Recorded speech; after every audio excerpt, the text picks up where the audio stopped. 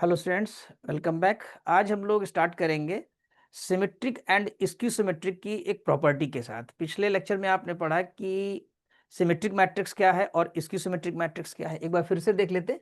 कोई अगर square matrix है आपकी और स्क्वायर मैट्रिक्स का अगर ट्रांसपोज लिया जाए और वो वापस ए के इक्वल आ जाए तो इसको क्या कहते हैं हम लोग? सिमेट्रिक मैट्रिक्स कहेंगे।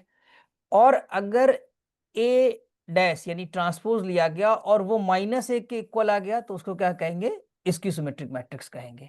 अब अगर कोई स्क्वायर मैट्रिक्स है आपके पास, मान लीजिए एग्जांपल के तौर पे हम लिख देते हैं कि 2 3 1 4 6 2 2 0 1 इस तरीके से। तो इस मैट्रिक्स को आप ऐसे ब्रेक कर सकते हैं जो सिमेट्रिक भी होगा और इसकी सिमेट्रिक भी होगा, यानी एक ही मैट्रिक्स के दो पार्ट हो सकते हैं। एक थ्योरम होती है कि any square matrix can be written as the sum of symmetric and skew symmetric matrix, यानी A dash plus half A minus A dash. मतलब समझे यहां पर, यानी अगर एक मैट्रिक्स ए है हमारे पास तो उसको अगर हम इस तरीके से लिखें तो उसका जो राइटिंग है वो A equal to P plus Q type की है, जिसमें पी की वैल्यू है half A plus A dash. ये सिमेट्रिक होगी, चाहे वेरीफाई कर लें आप, वैसे याद कर लें फार्मूले को। और जो क्यू पार्ट है यहाँ पर, पी पार्ट कितना है? पी पार्ट है half A plus A dash. और अगर देखें तो क्यू पार्ट कितना है? Half A minus A dash. ये सिमेट्रिक पार्ट होता है और ये इसकी सिमेट्रिक पार्ट होता है। ठीक, तो अब मान लीजिए इससे निकालना है सिमेट्रिक पार्ट। आपको सिमेट्रिक पार्ट लिख लीजिए यहां पर, symmetric part, symmetric part of A. ठीक, और ये इसकी सिमेट्रिक होगा।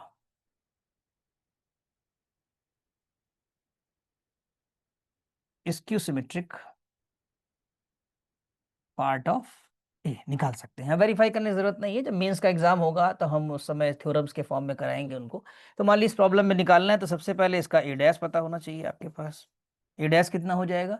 जितनी रो है वो कॉलम में चेंज हो जाएंगी, यानी 2 3 1 हो जाएगा, 4 6 2 हो जाएगा, 2 0 और ये 1 हो जाएगा। ठीक, अब आप इनको एक बार जोड़ें और एक बार घटाएं या वैल्यू पुट कर दें। नाउ सिमेट्रिक पार्ट अगर निकालना है आपको, एसपी भी लिख सकते हैं सिमेट्रिक पार्ट। तो क्या हो जाएगा? Half A plus A dash जोड़ेंगे तो हाफ कर लिया।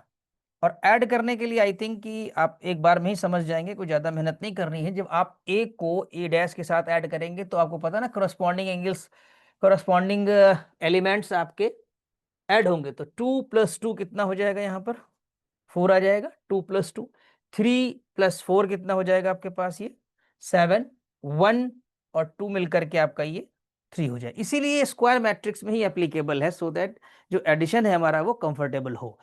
फिर यहाँ पर 4 और 3 ये भी 7 हो जाएगा। 6 और 6 ये आपका 12 हो गया। 2 0 2 हो गया। 2 1 ये आपका 3 आ गया। 0 + 2 हो गया आपका 1 1 2 हो गया। अब यहाँ पर आप इसको डिवाइड कर सकते हैं हाफ से, तो डिवाइड कर दिए, जहाँ जहाँ डिवीजन हो पाएगा वो हो जाएगा। तो जब 2 करेंगे तो ये 2 आ जाएगा, यहाँ पर आपके पास 7/2 आ जाएगा, ये आपके पास 3/2 होगा। यहाँ पर आपके पास 7/2, यहाँ 6 आएगा, यहाँ 1 आएगा। और यहाँ पर अगर देखें तो आप लिख सकते हैं 3/2 और ये 1 आ जाएगा, ये 1 आ जाएगा। आई थिंक समझ में आ गया हो। कुछ करना नहीं है खास, जो भी मैट्रिक्स दी हुई है उसका ट्रांसपोज लेना है, ऐड करना है और हाफ से डिवाइड कर देना है। और skew symmetric part, skew symmetric part वो हो जाएगा half A minus A dash. तो इसकी वैल्यू कितनी हो जाएगी आपके पास? अगर देखें ध्यान से तो ये हो गया हाफ। अब हमें क्या करना है? अब सब्ट्रैक्ट करके रखना है, यानी ए में से ए डैश को सब्ट्रैक्ट कर देना है। तो 2 यानी A11 की बात करें दोनों की पोजीशन की, तो ये आ जाएगा आपके पास यहाँ पर 0। 3 में से 4 निकल जाएगा तो ये हो जाएगा -1। 1 में से 2 निकल रहा है तो ये हो गया आपके पास -1। 4 - 3 यानी यहाँ पर 1 आ जाएगा, 6 - 6 0 हो जाएगा, 2 - 0 आपके पास 2 आएगा, 2 में से 1 तो यहाँ पर 1, 0 - 2 तो यानी कि -2, 1 - 1 यानी कि 0। अब इसमें भी आपको हाफ से डिवाइड करना है, तो हाफ से जब डिवाइड करेंगे तो एक नई मैट्रिक्स आएगी, ये हो जाएगा 0 क्योंकि 2 से डिवाइड करेंगे, -1/2, -1/2, यहाँ पर भी आपके पास 1/2, ये 0, ये 1, यहाँ पर 1/2, ये -1 और ये 0। This is the skew symmetric part of the given matrix, जो एक गिवन मैट्रिक्स है उसका है। तो ये एक थ्योरम है कि एवरी स्क्वायर मैट्रिक्स, सुन ले ध्यान से, नोट भी कर सकते हैं कि every square matrix can be expressed as the sum of symmetric and skew symmetric matrix. मैं लिख दे रहा हूं इसको, every square matrix can be expressed uniquely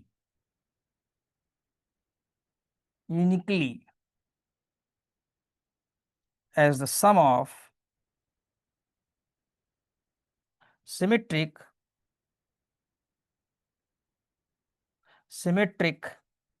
and skew symmetric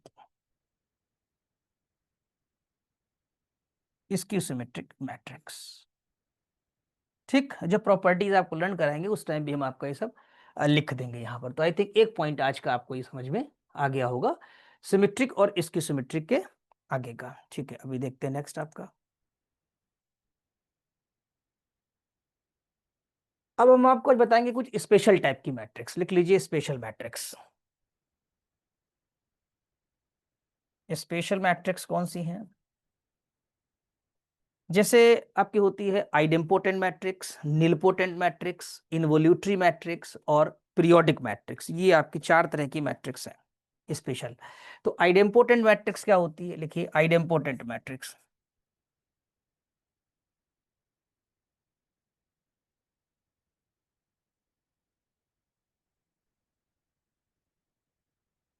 idempotent matrix वो होती है अगर किसी मैट्रिक्स का स्क्वायर किया जाए, यानी कि अगर हम ए स्क्वायर करें, कोई स्क्वायर मैट्रिक्स है और वो आपका ए आ जाए वापस, ए स्क्वायर करने पर कितना आ जाए? ए आ जाए, तो उसको क्या कहेंगे आप? आइडेम्पोटेंट मैट्रिक्स कहेंगे। अब इसका एग्जांपल कोई भी ले सकते हैं, इसकी थ्योरी लिख लीजिए। मैं बोल रहा हूं एवरी स्क्वायर मैट्रिक्स या ए स्क्वायर मैट्रिक्स लिख लीजिए। A square matrix is said to be idempotent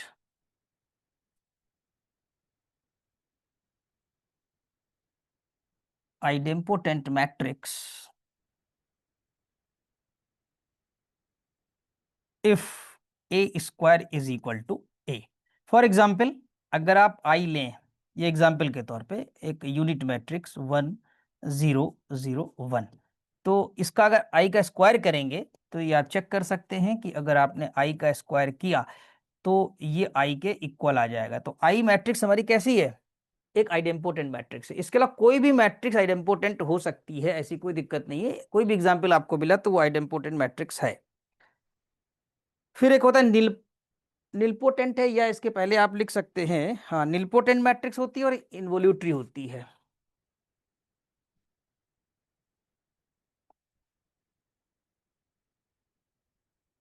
nilpotent matrix,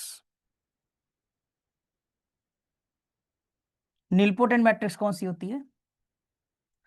एक मैट्रिक्स स्क्वायर हो और उसकी ए की पावर पी करने पर वो नल मैट्रिक्स आ जाए, यानी पावर है ये कि स्क्वायर किया या क्यूब किया, तो इस पी को जो हम कहते हैं वो है इंडेक्स। तो ए स्क्वायर मैट्रिक्स, इसको भी लिख लीजिए डेफिनेशन आप। A square matrix is called nilpotent matrix nilpotent matrix of index p if a की power p equal to null matrix. Null matrix समझते हैं जिसके सारी इंट्रीज क्या हो, जीरो हो, is equal to where p is least, where p is least, जहां पर p कैसा है हमारा, लीस्ट पॉजिटिव इंटीजर भी कह सकते हैं, least positive integer, least positive integer, तो इसको इंडेक्स पी कहा जाता है। जैसे एग्जांपल के तौर पर यहाँ हम ले सकते हैं, चेक करना पड़ता है अलग अलग प्रॉब्लम में, जैसे हमने मान लीजिए यहाँ पर ले लिया 0 1 0 0, ठीक है, एक एग्जांपल के तौर पे लिया।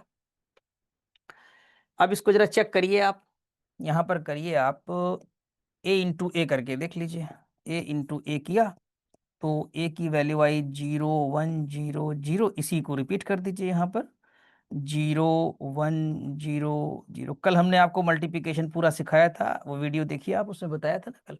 इसमें क्या होगा, R1 C1, तो ये आ जाएगा आई थिंक कि जीरो ही आएगा, 0 0 और ये 1 0। फिर ये करेंगे R1 C2, यहाँ पर R1 C2 यानी R1 लेंगे रो, ये जीरो, फिर जीरो आ जाएगा यहाँ पर।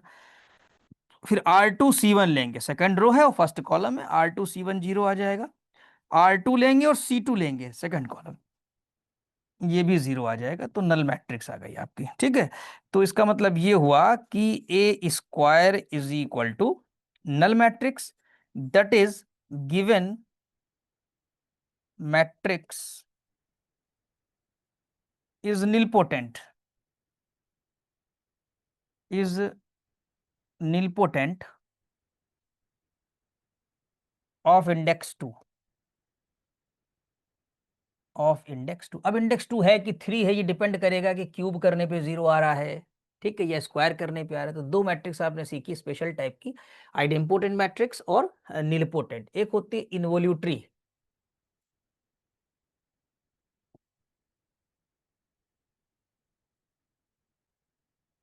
Involutory matrix. इन्वोल्यूटरी मैट्रिक्स वो होती है जिसमें क्या हो जाए कि A square is equal to आई आ जाए आपका, वो इन्वोल्यूटरी होती है, बिकॉज वो आइडेंटिटी प्रोवाइड कर रही है। इस वाले में क्या होता है, इम्पोर्टेंट में देखो, ए स्क्वायर करने पर ए आए, लेकिन इसमें ए स्क्वायर करने पे फर्क है, आई आ जाए। तो इसकी थ्योरी क्या बनती है, if A is a square matrix, if A is a square matrix and A square is equal to I, then A is called involutory,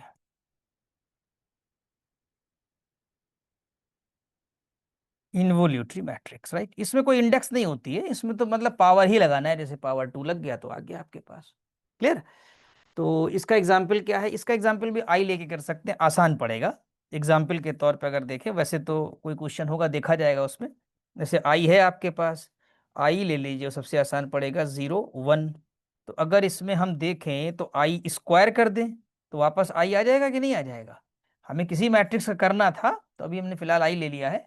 तो आई एक इन्वोल्यूटरी मैट्रिक्स भी है, और अगर देखा जाए तो यूनिट मैट्रिक्स जो हमारी आई है वो आइडेम्पोटेंट मैट्रिक्स भी है। देखिए यहाँ से प्रॉपर्टी बन सकती है, इनको समझना है कि हमने आइडेंटिटी का एग्जांपल यहाँ भी लिया आइडेम्पोटेंट में, तो आइडेंटिटी मैट्रिक्स आइडेम्पोटेंट मैट्रिक्स भी बन जाती है, आइडेंटिटी मैट्रिक्स इन्वोल्यूटरी मैट्रिक्स भी बन जाती है, और आइडेंटिटी मैट्रिक्स अपने आप में आइडेंटिटी तो है ही है। तो यानी ये इंप्लाई कर रहा है कि यूनिट मैट्रिक्स या identity matrix, unit matrix is involutory,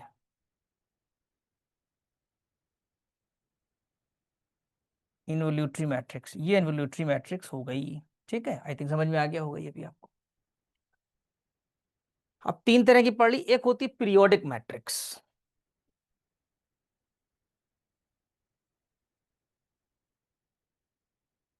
periodic matrix क्या होती है, इसको ब्रीफ में बता दे रहे हैं। देखिए अगर कोई मैट्रिक्स स्क्वायर मैट्रिक्स है, if A is any square matrix,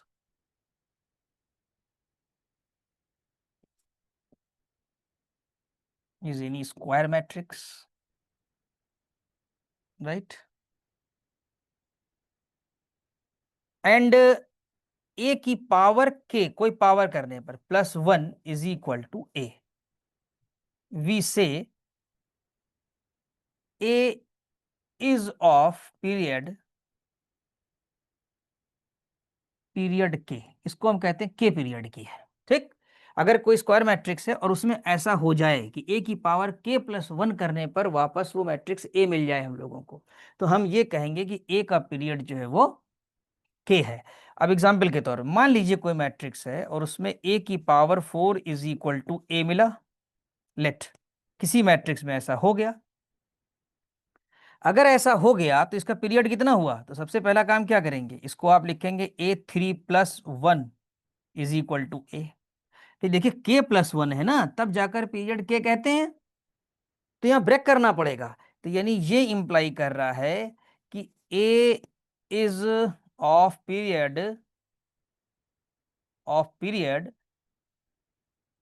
3। कितने का है, जब पावर 4 होगी तो एक पीरियड कम करके लिखेंगे, ए इज ऑफ पीरियड 3। तो आई थिंक पीरियोडिक मैट्रिक्स की भी डिफिनेशन समझ में आ गई होगी। ये हमने आपको सब डिफिनेशंस बताई हैं, ये स्पेशल टाइप की बताई है मैट्रिक्स जो होती हैं।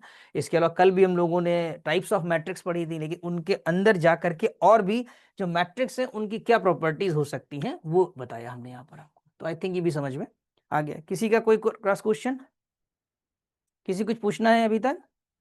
दिव्यांशी, अंशिका, महिमा, कुछ नहीं, चलिए ठीक। तो आगे बढ़ते हैं, हम आपको बताते हैं कॉम्प्लेक्स मैट्रिक्स के बारे में आज। कॉम्प्लेक्स मैट्रिक्स क्या होती है?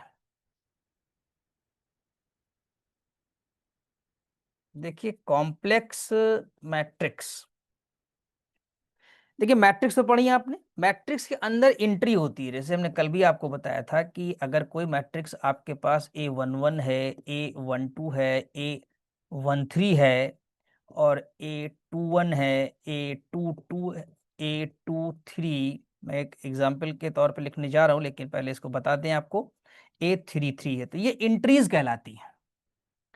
अगर ये सारी इंट्रीज अगर ये सारी इंट्रीज जो ए आई जे हैं ये आर में बिलोंग करें, रियल नंबर में, तो ऐसी मैट्रिक्स को हम लोग रियल मैट्रिक्स कहते हैं। ऐसी कहते हैं अगर ये सारे नंबर रियल नंबर हो। रियल नंबर आप जानते हैं जो कॉम्प्लेक्स नहीं है वो रियल है, लेकिन जितने रियल हैं वो भी कॉम्प्लेक्स लिए जा सकते हैं आपके, ठीक। लेकिन अगर ये कोई भी कॉम्प्लेक्स नंबर इसके अंदर नहीं है तो फिर ये रियल मैट्रिक्स ही कहलाएगी। अभी तक जितने भी हमने एग्जाम्पल लिए रियल के लिए। अब कॉम्प्लेक्स मैट्रिक्स क्या हो जाती है? कॉम्प्लेक्स मैट्रिक्स में क्या होता है कि कोई ना कोई एक एलिमेंट, जितने भी इसके एलिमेंट है मैट्रिक्स के इनसाइड, वो कॉम्प्लेक्स फॉर्म में आ जाए, यानी उसमें या तो प्योर इमेजिनरी हो जाए या कॉम्प्लेक्स हो जाए। जैसे सपोज करिए आपने 2 लिखा, 1 लिखा, 1+i आ गया आपके पास, ये ठीक, ये 2 आ गया, ये 3 है, ये कोई जरूरी नहीं कि 2 ही हो, यहाँ कोई भी नंबर आ सकता है, ये नहीं कि 2 के नीचे 2 आया, या 0 भी आ सकता है, ठीक है। और यहाँ पर 2 आ गया, यहाँ पर 1 आ गया, यहाँ 1+2i आ गया, यहाँ केवल i आ गया। तो एक भी अगर एलिमेंट इमेजिनरी है या कॉम्प्लेक्स है, जैसे यहाँ तो 3 3 है आप देख रहे हैं, तो ऐसी मैट्रिक्स को हम कॉम्प्लेक्स मैट्रिक्स कहेंगे। तो A matrix which has an in at least one entry which is either complex और pure imaginary is called the complex matrix. ऐसी मैट्रिक्स को हम कॉम्प्लेक्स मैट्रिक्स कहेंगे। तो अभी तक जो मैट्रिक्स पढ़ रहे थे वो हमारी रियल मैट्रिक्स में थी। अब यहां पर आता है कॉम्प्लेक्स कॉन्जुगेट। आई थिंक ये समझ में आ गई आपको।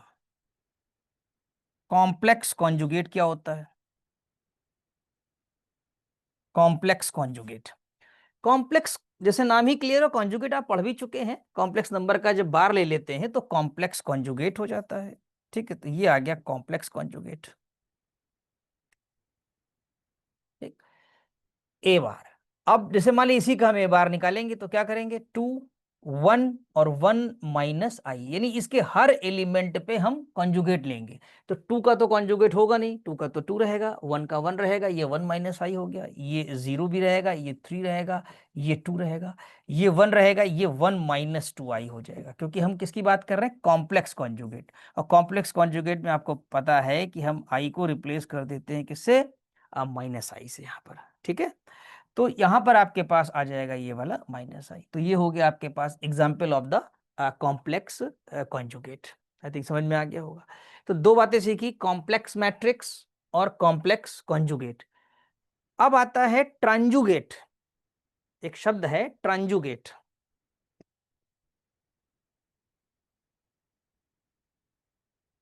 ट्रांजुगेट मैट्रिक्स, ट्रांजुगेट मैट्रिक्स का एक नाम और है, वो भी हम बता दे रहे हैं आपको। ट्रांजुगेट मैट्रिक्स को हम लोग ये भी कहते हैं transposed, transposed conjugate, conjugate matrix. बात समझ में आई? नाम बड़ा है जरा थोड़ा सा इसका। ट्रांजुगेट एक शब्द है, इसके अंदर दो शब्द हैं, ट्रांसपोज्ड और कंजुगेट। यानी कि अगर किसी कॉम्प्लेक्स मैट्रिक्स में ट्रांसपोज्ड किया जाए, उसको पहले रोटेट कर दिया जाए और फिर उसका कॉन्जुगेट निकाला जाए, तो वो ट्रांजुगेट कहलाता है। इसी के अंदर दोनों शब्द जुड़े हुए, देखो ट्रांसपोज्ड, तो ट्रांस इसका ले लिया, ट्रांजुगेट, ट्रांस और जुगेट इसका कर दिया। बात समझ में आई? इस तरह मिला करके एक नया शब्द बन गया ट्रांजुगेट मैट्रिक्स। अब हम इसी ट्रांजुगेट की बात कर लेते हैं, और ट्रांजुगेट को डिनोट किससे करते हैं? कुछ बुक्स में हमने पढ़ा है कि ए थीटा लिख देते हैं, कुछ बुक्स में हमने पढ़ा है कि ए के ऊपर एस्ट्रिक लगा देते हैं, स्टार टाइप का बना देते हैं, ये भी ट्रांजुगेट होता है। और एक्चुअली मतलब इसका क्या होता है कि पहले हम ट्रांसपोज लें और उसका हम पहले पहले हमने क्या किया, कॉन्जुगेट लिया और ट्रांसपोज कर दिया, या हमने एक प्रॉपर्टी होती है कि पहले ट्रांसपोज लिया और फिर कॉन्जुगेट। एक ही मतलब है इन सबका, देख लीजिए इन सबका एक ही मतलब आ रहा है। क्या क्या मतलब निकल के आ रहा है? ये तो एक प्योर नोटेशन हो गया, ए थीटा, और ये इनकी वर्किंग हो गई, ये इनकी वर्किंग है। चाहे आप ट्रांसपोज पहले यहाँ कॉन्जुगेट लेके ट्रांसपोज लें या ट्रांसपोज ले करके कॉन्जुगेट ले, that will be A theta और ए, इसको कहते हैं क्या है? ट्रांजुगेट। अब ट्रांजुगेट के लिए हम करते हैं कि एग्जाम्पल छोटा सा ले लेते हैं कोई और। देख लीजिए, मान लीजिए कि कोई मैट्रिक्स आपके पास ए है। अब हम 2x2 की लेके समझा दे रहे हैं आपको, 2 - आई और 1 + आई। अब ये तो कॉम्प्लेक्स मैट्रिक्स होगी। अब इसका ट्रांजुगेट निकालना है आपको। क्या निकालना है? ट्रांजुगेट। तो सबसे पहले या तो इसका कॉन्जुगेट ले लें फिर ट्रांसपोज लें, या ट्रांसपोज लेके कॉन्जुगेट ले लें, बात एक ही है। तो हमने मान लीजिए कि पहले इसका ट्रांसपोज ले लिया, ठीक। तो जब ट्रांसपोज लेंगे तो कितना आ जाएगा? ये आ जाएगा आपके पास 2 - 1 - आई, फर्स्ट रो फर्स्ट कॉलम में आ जाएगी। ये हो जाएगा आई और ये हो जाएगा 1 - आई, क्योंकि हम देखिए अभी ट्रांसपोज ले रहे हैं केवल, तो ट्रांसपोज में साइन चेंज नहीं करेंगे। इसके बाद हम क्या करते हैं कि इसमें हम ले लेते हैं कॉन्जुगेट भी, ऐसे करके, ठीक। तो जब हम कॉन्जुगेट लेंगे तो रो वही रहेगी, कॉलम वही रहेगी। तो ये हो जाएगा 2 - आई, 1 + आई, और एक मिनट कुछ मिस्टेक है, 2 1 - आई, यहाँ प्लस होना चाहिए, ठीक है। अब ये हो जाएगा आपके पास जा करके, यहाँ पर प्लस होना चाहिए ना, देखिए फर्स्ट 2 1 - आई, आई 1 + आई, ठीक है। अब यहाँ पर आपके पास चेंज करना पड़ेगा, अब 2 - आई 1 + आई, और यहाँ हो जाएगा 1 - आई, ठीक है। आई थिंक समझ में आ गई होगी बात, कोई मुश्किल नहीं है। बस इसको ट्रांसपोज लेना है और ट्रांसपोज के बाद कॉन्जुगेट लेना, और इसी को हम लोग जो कहते हैं वो ए एस्ट्रिक लिख देते हैं, and this is called the transposed conjugate या ट्रांजुगेट मैट्रिक्स। तो अगर कोई ट्रांजुगेट मैट्रिक्स पूछेगा तो आई थिंक समझ में आ गई होगी बात आपको, कि जो कॉम्प्लेक्स मैट्रिक्स होगी उसके अंदर आप पहले उसका ट्रांसपोज लेंगे और फिर उसका कॉन्जुगेट निकालें, या कॉन्जुगेट लेकर ट्रांसपोज निकालें। अब इसकी कुछ प्रॉपर्टीज भी होती हैं, इसकी कुछ प्रॉपर्टीज भी हैं, जैसे कि हम बता दें आपको। पहली प्रॉपर्टी क्या है कि अगर हम पहले कॉन्जुगेट लेके ट्रांसपोज लें या हम ट्रांसपोज लेकर कॉन्जुगेट लें तो भी बराबर रहता है, ठीक है। और ये बराबर आपके ए एस्ट्रिक के रहेगा, ये मैंने अभी आपको बताया भी था, ठीक है। और सेकंड इसमें ये होता है कि अगर कोई ए के कोई स्केलर है और उसका ट्रांजुगेट ले लिया जाए, के ए एस्ट्रिक कर दिया जाए, तो जो के ए एस्ट्रिक है तो इस पे लग जाएगा बार, कोई भी स्केलर हो। अगर रियल है तो कोई बात नहीं, बार हट जाएगा, के ही रहेगा। और ये आपका ए एस्ट्रिक हो जाएगा। ठीक है, याद रहेगा ये एक प्रॉपर्टी है इसकी। इसके बाद इसकी एक प्रॉपर्टी है कि अगर हम a प्लस माइनस बी करें और उसका एस्ट्रिक लें तो भी ये आएगा a एस्ट्रिक, यानी वही transjugate plus minus B transjugate आ जाएगा। ठीक है, आई थिंक समझ में आ गई होगी बात। इसके बाद एक प्रॉपर्टी इसकी और है जो कि मल्टीप्लिकेशन की है, और मल्टीप्लिकेशन में ए बी का अगर हम लोग ट्रांजुगेट लेते हैं तो ये बन जाता है बी ट्रांजुगेट और इंटू ए ट्रांजुगेट। इसको रिवर्सल लॉ कहते हैं, इसको हम रिवर्सल लॉ कहते हैं। तो आई थिंक ये भी समझ में आ गया होगा, ये चारों पॉइंट आप नोट कर सकते हैं, नोट कर लीजिए इसको आप लोग। ठीक है, इतना नोट कर लिया सब लोगों ने? करने पर सर। चलिए और रिकॉर्ड करते थे, इसको भी डिस्कशन कर ले रहे हैं। हाँ, इनवोल्यूटरी मैट्रिक्स क्या हुई बताइए? किसी मैट्रिक्स का स्क्वायर करने पर अगर उसके दोबारा आइडेंटिटी मिल जाए आइडेंटिटी आ बाय जाए, है जीरो। कि नहीं अंशिका? अगर किसी मैट्रिक्स का स्क्वायर किया जाए और वापस हमको क्या मिल जाए, आई मिल जाए, तो आइडेंटिटी। ऐसी मैट्रिक्स को हम लोग क्या कहेंगे? इनवोल्यूटरी मैट्रिक्स कहेंगे। कोई मैट्रिक्स भी हो सकती है, जैसे यहाँ एग्जाम्पल के तौर पे 1 0 0 1 लिया गया है। ठीक है, समझ में आ रही बात? ठीक है। सर एक बार मुझे नीलपोटेंट मैट्रिक्स बता दीजिए। नीलपोटेंट मैट्रिक्स आपको हम बता दें, जरा सा वेट करिए, बताते हैं नीलपोटेंट मैट्रिक्स। बहुत अच्छा किया पूछ लिया, ठीक, पूरा पूछिए। नीलपोटेंट है कहाँ? नीलपोटेंट है ऊपर। देखो नीलपोटेंट मैट्रिक्स में क्या होता है कि हमको एक मैट्रिक्स मिली, हमने पहले उसका स्क्वायर किया, मतलब a की पावर 2 किया। अगर ये नल मैट्रिक्स आ गया तो इंडेक्स क्या कहलाएगी? 2 कहलाएगी। अगर ए स्क्वायर 0 आ गया, अब ए स्क्वायर 0 नहीं आया तो आपने फिर क्या किया कि ए क्यूब निकाला, और ए क्यूब पे 0 आ गया तो इंडेक्स कितनी कहलाएगी? 3 कहलाएगी। और ए क्यूब पे भी नल मैट्रिक्स नहीं आई तो ए की पावर 4 किया आपने। बात समझ में आई? Yes sir. निलपोटेंट मतलब है कि मैट्रिक्स के ऊपर पावर करना, जैसे ए इंटू ए निकालो, अगर नल मैट्रिक्स आ जाए तो पी की वैल्यू कितनी हो गई? 2 हो गई। टू अगर हो आपने जाएगी। ए क्यूब किया, यानी कि ए इंटू ए किया और तब नल मैट्रिक्स आई, तो पी की वैल्यू कितनी हो गई आपकी जाकर के? 3 हो गई। थ्री यानी होगा। आपको अल्टीमेटली स्क्वायर क्यूब निकालना, जब कभी भी जनरली 2 या 3 में निकल आता है, इससे ज्यादा नहीं जाते हैं, जो भी होगी उनमें अगर नल मैट्रिक्स आ गई तो वो जो 2 या 3 पावर आपने लगाई है उसी पावर का नाम है इंडेक्स। बात समझ में आई? यस नहीं सर। मैम, बोलो। अंशिका आपको समझ में आया? जी सर जी। क्लियर हो गया? जो भी डाउट्स हैं आप पूछें, क्योंकि डाउट्स पूछेंगे तो और स्टूडेंट्स को भी फायदा हो जाएगा, इसीलिए हम इसको लेक्चर के बाद रिवाइज भी कर दे रहे हैं पूरा।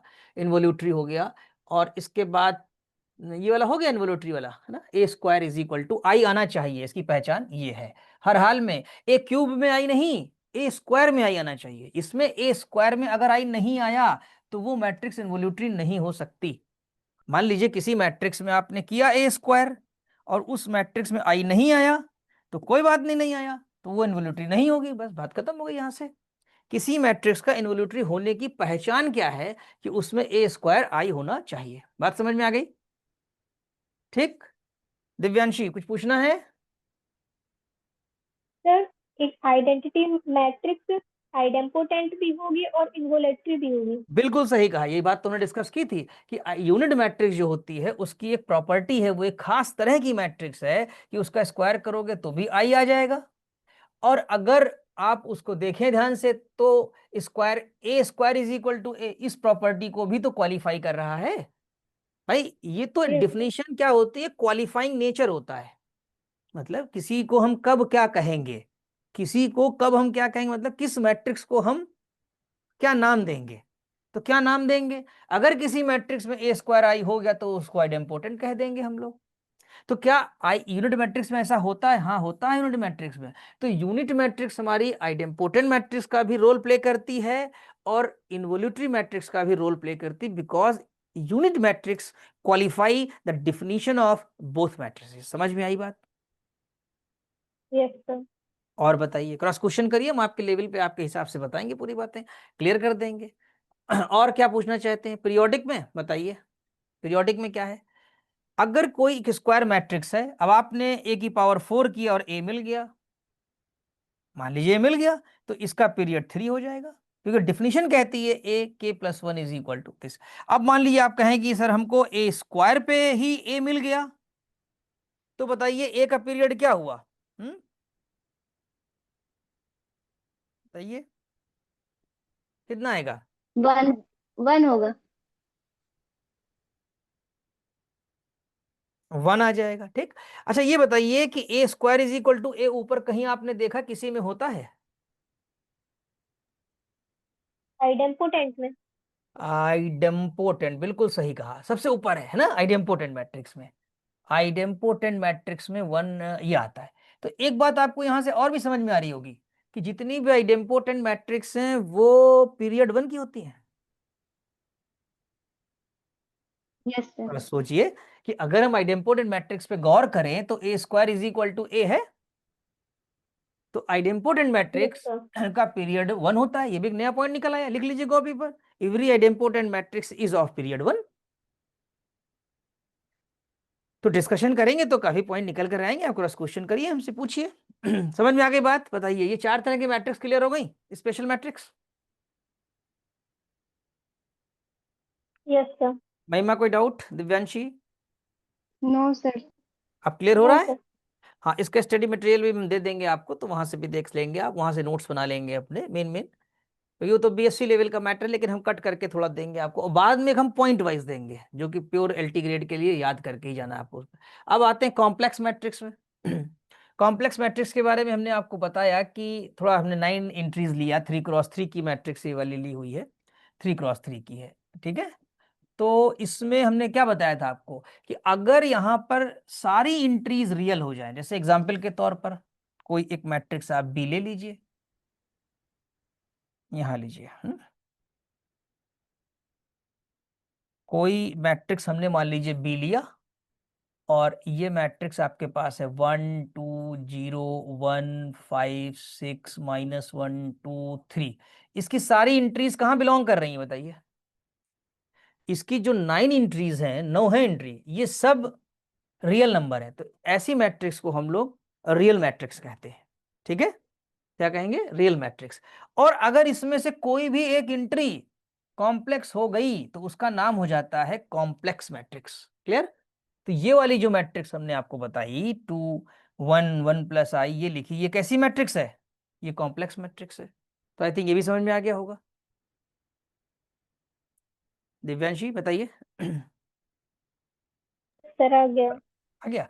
अब कॉम्प्लेक्स कॉन्जुगेट क्या होता है, अगला स्टेप, मतलब डिफिनीशन के अंदर फिर और भी प्रॉपर्टीज ऐड होती जाती हैं। कॉम्प्लेक्स कॉन्जुगेट यानी अगर किसी मैट्रिक्स का कॉन्जुगेट ले लो, मैट्रिक्स का कॉन्जुगेट लेने का मतलब है उसके हर एलिमेंट का कॉन्जुगेट ले लिया गया, उसके हर एलिमेंट। अब 2 का कॉन्जुगेट तो 2 ही होगा, 1 का कॉन्जुगेट तो 1 ही होगा, और 1 + i का 1 - i हो जाएगा, 0 का 0, 3 का 3, 2 का 2, ये सब रियल नंबर्स हैं। 2 का कॉन्जुगेट 2 होगा, 1 का 1, 1 + 2i का 1 - 2i, i का -i। तो आई थिंक कॉम्प्लेक्स कॉन्जुगेट भी समझ में आ गया होगा, ठीक है। बोलते रहिए बीच बीच में अगर कुछ समझना है तो। दिव्यांशी समझ में आया? अंशिका समझ में आया? Yes sir. अब यस बात सर। आती है ट्रांजुगेट मैट्रिक्स। अब ट्रांजुगेट एक शब्द है और उसका एक नोटेशन है और उसकी एक डिफिनीशन है, ठीक। ट्रांजुगेट या ट्रांसपोज्ड कॉन्जुगेट मैट्रिक्स। तो ट्रांसपोज्ड, वही हमने बताया कि ट्रांसपोज करके कॉम्प्लेक्स मैट्रिक्स का, जैसे आपने यहां पर कॉम्प्लेक्स कॉन्जुगेट निकाल लिया, अब इसी का ट्रांसपोज कर दिया जाए। पहले कॉन्जुगेट निकाला, फिर उसका ट्रांसपोज निकाल लिया। इसका ट्रांसपोज क्या होगा? अगर हम इसकी बात करें कि ए एस्ट्रिक, यानी कि हम इसको ऐसे, इसका हम ट्रांसपोज निकाल लेंगे, तो जब हम इसका ट्रांसपोज निकालेंगे तो वही हमारा ट्रांजुगेट कहलाएगा। तो what is ट्रांजुगेट matrix? Just taking the complex conjugate of matrix, complex conjugate ले लीजिए और उसके बाद उसका जो है ट्रांसपोज कर दीजिए, तो 2 1 1 - i हो जाएगा 2, और यहां पर आपके पास सेकंड रो आपकी सेकंड कॉलम बन जाएगी 0 3 2, और ये 1 और 1 -2i आ जाएगा, और यहां पर ये 1 - i जाएगा। समझ में आई बात कि नहीं आई बताइए? ये जो थर्ड ये देख रहे हैं आप, 1 1 माइनस 2i आई इधर नीचे चला गया आपका। तो ये जो थर्ड रो थी, थर्ड रो होती है वो आपकी थर्ड कॉलम बन जाए। कल का वीडियो देखिए, उसमें हमने बताया है कि ट्रांसपोज कॉन्जुगेट कैसे निकालेंगे। ठीक है, समझ में आ गई बात? बोलिए। Yes sir. अभी हमने यहाँ यस करके सर। भी दिखाया और ये प्रॉपर्टी भी बताइए आपको कि भाई ए आपका ये है तो ए डैश क्या हो जाएगा, ए डैश में जो फर्स्ट रो है वो फर्स्ट कॉलम बन जाएगी। देखिए यहाँ पर जो सेकंड रो है वो सेकंड कॉलम बन जाएगी। ठीक, अब इसी का हम लोग क्या करेंगे, कॉन्जुगेट ले लेंगे। तो बार लगा दिया हमने और कॉन्जुगेट लिया तो 2, अब रोटेशन नहीं करेंगे हम लोग, केवल हम लोग क्या करेंगे उसमें बार लिया है ना, तो हम कॉन्जुगेट लेंगे आई की जगह माइनस आई। तो ये हो गया 2 और ये हो गया माइनस आई, ये हो गया 1 प्लस आई और ये हो गया 1 माइनस आई। और इसी का नोटेशन होता है ए एस्ट्रिक, मतलब इसके ऊपर स्टार लगा दिया जाता है जैसे ही ना। और यहाँ पर प्रोसेस ये होता है और नोटेशन ये होता है। A asterisk is a notation and this is the process, ये प्रोसेस है कि इसको कैसे किया जाए। क्लियर, ये आ जाएगा। अब इसकी कुछ प्रॉपर्टीज हैं। क्या क्या प्रॉपर्टीज हैं कि जैसे अगर हम कॉन्जुगेट ले लें फिर ट्रांसपोज लें, या ट्रांसपोज लेके कॉन्जुगेट लें तो भी वही बात आती है। अगर के ए कोई स्केलर है ए और ट्रांजुगेट लिया जाए तो के बार ए एस्ट्रिक हो जाएगा आपका। ठीक, ए प्लस बी का अगर ट्रांजुगेट लेंगे तो ए का ट्रांजुगेट, इसका मतलब हुआ ये जोड़ करके या घटा करके अगर ट्रांजुगेट लिया जाए, दो मैट्रिक्स को जोड़ दो फिर ट्रांजुगेट लो, या उनका अलग अलग ट्रांजुगेट लेकर के उसमें जोड़ दिया जाए तो दोनों आपस में बराबर होंगे। ठीक, या दो मैट्रिक्स घटा दी जाए ए माइनस बी और ट्रांजुगेट लिया जाए तो या उनको ट्रांजुगेट ले करके घटाया जाए, एक ही बात आती है। ठीक, कुछ पूछना है दिव्यांशी इसमें, कहीं कोई डाउट? No sir. अच्छा, अब यहाँ आइए, A B whole strike equal to B strike A strike, ये रिवर्सल ला है। कहने का मतलब है दो मैट्रिक्स को मल्टीप्लाई कर दो, कॉम्प्लेक्स मैट्रिक्स होंगी, या एक कॉम्प्लेक्स एक रियल का भी कर सकते हैं, कॉम्प्लेक्स आ जाएगी। और उसका आपने ट्रांजुगेट लिया, मतलब पहले प्रोडक्ट लिया फिर ट्रांजुगेट लिया, तो वो बराबर हो जाएगा किसके, उनके रिवर्स ऑर्डर में। अगर पहले हमने ट्रांजुगेट बी कर लिया फिर ए कर लिया और मल्टीप्लाई किया तो ये रिवर्सल लॉ कहलाता है। बात समझ में आई? अभी इसके एग्जाम्पल की कोई जरूरत नहीं है, आपको इस प्रॉपर्टी को याद करो, इसको आप प्रॉपर्टी कहते हैं, इसको आप याद करिए, इसको प्रॉपर्टी को अप्लाई करेंगे। अभी जब ये सेक्शन पूरा हो जाएगा मैट्रिक्स का तब इस पर हम लोग एमसीक्यू लगाएंगे, तब उस टाइम भी हम आपको पॉइंट टू पॉइंट हर सवाल में रिवाइज कराते हुए चलेंगे, हर क्वेश्चन में। ठीक है, अभी तो नोट्स बनाइए, इनको याद करिए, कल के लेक्चर में जब हम स्टार्ट करेंगे तो इनके बारे में एक बार आप लोगों से सुन लेंगे हम। आप ऐसे तैयारी करके चलिए कि क्लास लेक्चर है ये, और आपको अगली क्लास स्टार्ट जब होगी उससे 5-10 मिनट पहले जो प्रीवियस लेक्चर्स होंगे 2 दिन 3 दिन के, उनको हम आपसे सुन लेंगे। जब हम सुनेंगे आप बताएंगे हमको तो उसमें आपकी जो है रिवीजन होती रहेगी और समझ में आ जाए। कोई डाउट होगा तो भी आप पूछ लेंगे अगले लेक्चर में। ठीक है, तो आई थिंक ये पूरा समझ में आ गया होगा आपको। ठीक, कुछ पूछना है दिव्यांशी? No sir. महिमा आपको कुछ प्रॉब्लम? No sir. नहीं ना? तो आज के लेक्चर में नो। इतना ही रखें, क्योंकि अब हमारा आ जाएगा सिमेट्रिक, और इसकी सिमेट्रिक तो रियल में पढ़ा था आपने। अब अगला टॉपिक हमारा आएगा हर्मिशियन और स्क्यू हर्मिशियन। तो आज के लेक्चर में इतने ही रखें, जैसे आप रिवाइज कर लें, और कल के लेक्चर में हम लोग पढ़ेंगे हर्मिशियन और स्क्यू हर्मिशियन मैट्रिक्स। ठीक है, ओके।